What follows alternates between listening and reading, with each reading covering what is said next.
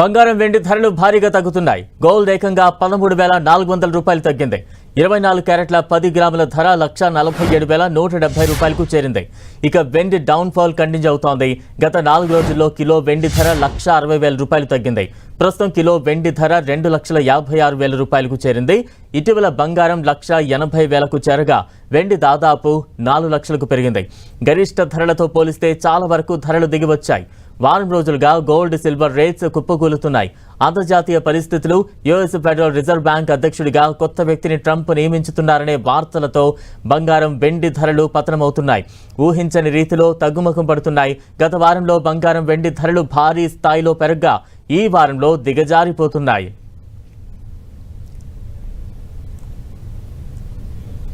Right, వెండి బంగారం ధరలు గత వారం పైకి ఎలా దూసుకు వెళ్లాయో అలాగే నెమ్మదిగా కిందకు దిగి వస్తూ ఉన్నాయి.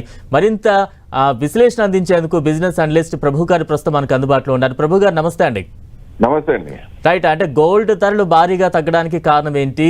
ఇంకా తగ్గే అవకాశాలు ఎంతవరకు ఉన్నాయంటారు? అంటే ఇవాళ తగ్గటం ఆగింది కదా, ఒక రకంగా 3,000+ లో ఉంది ప్రస్తుతం గోల్డ్. ఇప్పుడు మార్నింగ్ మైనస్ ఉంది కానీ ఇప్పుడు ప్లస్ లోకి వచ్చింది. 16,000 17,000 సిల్వర్ మైనస్ లో ఉంది. ఇప్పుడు 8,000 మైనస్ లో ఉంది. అంటే పడటం ఆగి యూటర్న్ తీసుకుంది.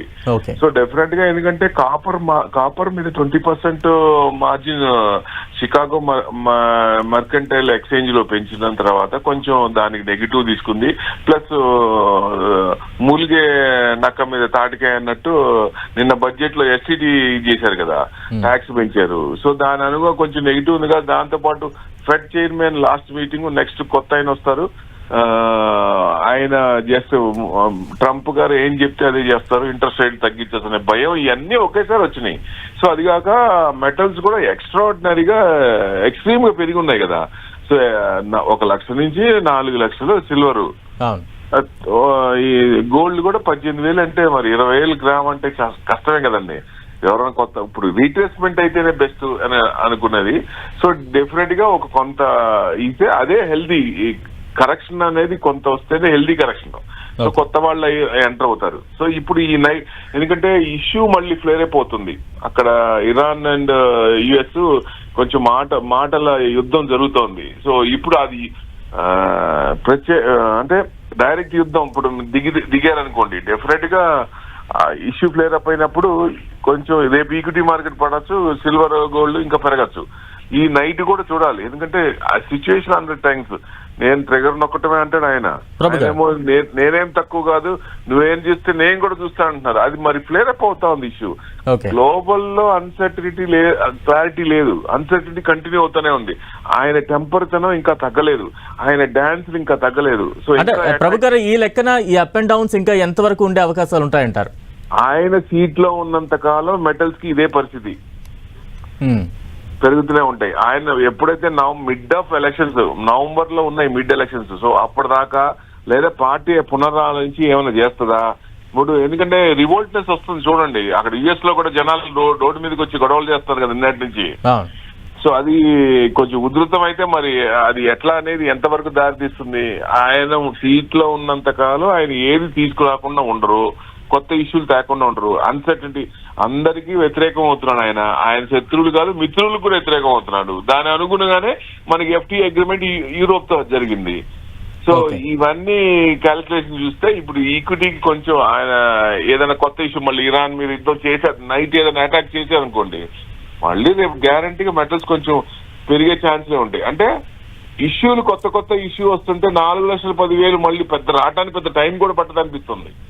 సో ఏదైనా ఈ రీట్రేస్మెంట్ అయినప్పుడు ఎక్కువ మంది పడినప్పుడు కొందాం చూస్తుంటే ఎక్కడ దొరకలేదు. So this is the chance. ఒక రకంగా చూస్తే మార్నింగ్ 35,000 మైనస్ ఉందండి. ఓకే సార్, అంటే ఈ టైంలో ఇన్వెస్టర్లకు కావచ్చు, ముఖ్యంగా సామాన్యులకు కావచ్చు, ఇంకా వేచి చూసే ధోరణిలో వెయిట్ చేయమంటారా? మీరిచ్చే సలహా ఏంటి? స్టాగర్డ్ మేనర్ లో వి షుడ్ బై. అంటే ₹1,00,000 పెడదాం అనుకున్నప్పుడు 25%, ఇంకొక ఏదైనా మళ్ళీ ఛాన్స్ ఏదైనా డిప్ వచ్చినప్పుడు ఇంకొక 25%, అట్లా చూస్తే ఆ రకంగా స్టాగర్డ్ మేనర్ లో ఇన్వెస్ట్మెంట్ చేయడం మంచిదని ఉద్దేశం.